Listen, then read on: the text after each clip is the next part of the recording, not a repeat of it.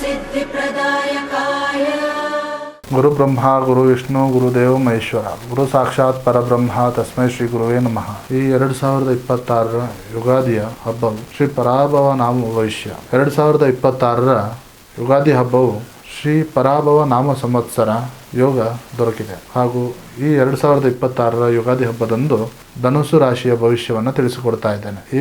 ಈ ಒಂದು ವಿಡಿಯೋ ನಿಮಗೆ ಇಷ್ಟವಾದಲ್ಲಿ ಈ ವಿಡಿಯೋಗೆ ಲೈಕ್ ಕೊಟ್ಟು ನಮ್ಮ ವಿಡಿಯೋ ಚಾನಲ್ ರಾಯರ ಭವಿಷ್ಯಕ್ಕೆ ಸಬ್ಸ್ಕ್ರೈಬ್ ಅನ್ನು ಮಾಡಿ. ಮೊದಲಿಗೆ ಗ್ರಹ ಸಂಚಾರದ ಬಗ್ಗೆ ನೋಡೋ ಹಾಗಿದ್ರೆ, ಶನಿದೇವನು ನಿಮ್ಮ ಮನೆಯ 4ನೇ ಮನೆಯಲ್ಲಿ ಸಂಚಾರ ನಡೆಸ್ತಾ ಇದ್ದಾನೆ. ಇದನ್ನ ಅರ್ಧಾಷ್ಟಮ ಶನಿ ಅಂತ ಕರೀತಾರೆ. ಇದನ್ನ ನಿಮ್ಮ ಕೆಲಸದ ಸಮಯದಲ್ಲಿ ಶಿಸ್ತುಬದ್ಧವಾಗಿ ನಡೆಸುತ್ತದೆ. ನಿಮ್ಮ ರಾಶಿಯಾಧಿಪತಿ ಗುರು 8ನೇ ಮನೆಯಲ್ಲಿ ಸಂಚಾರ ನಡೆಸ್ತಾ ಇದ್ದಾನೆ. ಸೊ ಇದರಿಂದ ಅನಿರೀಕ್ಷಿತ ಧನಲಾಭ ಅನ್ನೋದು ಸಿಗುತ್ತದೆ. ಇನ್ನು ರಾಹು 3ನೇ ಮನೆಯಲ್ಲಿ ಇರೋದ್ರಿಂದ ನಿಮ್ಮ ಧೈರ್ಯ ಹಾಗೂ ಯಶಸ್ಸು ಸಾಧನೆ ಆಗುತ್ತದೆ. ಕೇತು 9ನೇ ಮನೆಯಲ್ಲಿ ಇರೋದ್ರಿಂದ ಧಾರ್ಮಿಕ ಪ್ರವಾಸಕ್ಕೆ ಕೈಗೊಳ್ತೀರಿ. ಇನ್ನು ಉದ್ಯೋಗ ಹಾಗೂ ವ್ಯವಹಾರದ ಬಗ್ಗೆ ನೋಡೋ ಹಾಗಿದ್ರೆ, 3ನೇ ಮನೆಯಲ್ಲಿ ರಾಹು ಇರೋದ್ರಿಂದ ನಿಮ್ಮ ಕೆಲಸದ ಒಂದು ನಿಯಮಿತದಲ್ಲಿ ಕ್ರಿಯಾಶೀಲತೆಯನ್ನು ಒಳಗೊಳ್ತೀರಿ. ಕಚೇರಿಯಲ್ಲಿ ನಿಮ್ಮ ಪ್ರಭಾವ ಹೆಚ್ಚಾಗುತ್ತೆ. ಸೊ ಅದಾಗಿದ್ದು 4ನೇ ಮನೆಯ ಶನಿ ಇರೋದ್ರಿಂದ ಕೆಲಸದ ವಿಚಾರದಲ್ಲಿ ಸ್ವಲ್ಪ ಹೆಚ್ಚು ಕಮ್ಮಿ ಆಗುತ್ತದೆ. ಇನ್ನು ವ್ಯವಹಾರದ ಬಗ್ಗೆ ನೋಡೋ ಹಾಗಿದ್ರೆ, ವ್ಯಾಪಾರದಲ್ಲಿ ವಿದೇಶ ಸಂಪರ್ಕಗಳು ಹೆಚ್ಚಿನ ಧನಲಾಭ ಅನ್ನೋದು ದೊರೆಯುತ್ತದೆ. ಹೊಸ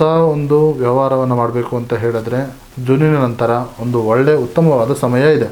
ಇನ್ನು ಆರ್ಥಿಕ ವಿಚಾರದ ಬಗ್ಗೆ ನೋಡೋ ಹಾಗಿದ್ರೆ, ಆರ್ಥಿಕ ಪರಿಸ್ಥಿತಿ ಮೊದಲಿಗಿಂತ ಇವಾಗ ಹೆಚ್ಚಿನ ಸುಧಾರಣೆಗೊಳ್ಳುತ್ತೆ. ಅನಿರೀಕ್ಷಿತ ಮೂಲಗಳಿಂದ ಧನಲಾಭ ಆಗುತ್ತದೆ. ಆದರೆ ವಾಹನಗಳಿಗೆ ಸ್ವಲ್ಪ ಹಣ ಖರ್ಚಾಗಬಹುದು. ಇನ್ನು ಶಿಕ್ಷಣದ ವಿಚಾರದ ಬಗ್ಗೆ ನೋಡೋ ಹಾಗಿದ್ರೆ, ವಿದ್ಯಾರ್ಥಿಗಳಿಗೆ ಇದು ಉತ್ತಮವಾದ ವರ್ಷ ಅಂತ ಹೇಳ್ಬೋದು. ಕಾನೂನು ಸಂಶೋಧನೆಯಲ್ಲಿ ಇರುವಂತಹ ವ್ಯಕ್ತಿಗಳಿಗೆ ಇದು ಉತ್ತಮವಾದ ಸಮಯ ಅಂತ ಹೇಳ್ಬೋದು. ಇನ್ನು ಕುಟುಂಬದ ವಿಚಾರದ ಬಗ್ಗೆ ನೋಡೋ ಹಾಗಿದ್ರೆ, ಕುಟುಂಬದಲ್ಲಿ ಸುಖ ಸಂತೋಷ ಅನ್ನೋದು ಇರುತ್ತದೆ. 4ನೇ ಮನೆಯಲ್ಲಿ ಶನಿ ಇರೋದ್ರಿಂದ ತಾಯಿಯ ಒಂದು ಆರೋಗ್ಯದ ಕಡೆಗೆ ಗಮನವನ್ನು ಕೊಡಬೇಕು. ಮಕ್ಕಳ ಪ್ರಗತಿಯಿಂದ ನಿಮಗೆ ಮನಸ್ಸಿನಲ್ಲಿ ನೆಮ್ಮದಿ ಅನ್ನೋದು ಸಿಗುತ್ತದೆ. ಮನೆಯಲ್ಲಿ ಸಣ್ಣ ಪುಟ್ಟ ಧಾರ್ಮಿಕ ಕಾರ್ಯಗಳು ನಡೆಯುವಂತ ವಿಚಾರವಿದೆ. ಇನ್ನು ಪ್ರೀತಿ ಪ್ರೇಮದ ವಿಚಾರದ ಬಗ್ಗೆ ನೋಡೋ ಹಾಗಿದ್ರೆ, ಪ್ರೇಮ ಜೀವನದಲ್ಲಿ ಮಧುರತೆ ಅನ್ನೋದು ಕಂಡು ಬರುತ್ತೆ. ಜೂನಿನ ನಂತರ ಕಂಕಣ ಭಾಗ್ಯ ಕೂಡಿ ಬರುತ್ತದೆ. ಹಳೆಯ ಪ್ರೇಮ ಸಂಬಂಧವು ಪುನಃ ಚೇತರಿಕೆ ಆಗುವಂತ ವಿಚಾರವಿದೆ. ಇನ್ನು ಆರೋಗ್ಯದ ವಿಚಾರದ ಬಗ್ಗೆ ನೋಡೋ ಹಾಗಿದ್ರೆ, ಆರೋಗ್ಯವು ಸಾಮಾನ್ಯವಾಗಿ ಉತ್ತಮವಾಗಿದೆ. 4ನೇ ಮನೆ ಶನಿ ಇರೋದ್ರಿಂದ ಎದೆಗೆ ಸಂಬಂಧಪಟ್ಟಂತಹ ಕೆಲವೊಂದು ಸಮಸ್ಯೆಗಳು ಆಗಬಹುದು. ಈ ವರ್ಷದಲ್ಲಿ ನಿಮಗೆ ಯಶಸ್ಸನ್ನು ಕಾಣಬೇಕು ಅಂತ ಹೇಳಿದ್ರೆ ನಾನು ಹೇಳುವಂತಹ ಪರಿಹಾರದ ಮಾರ್ಗವನ್ನು ಮಾಡಿ.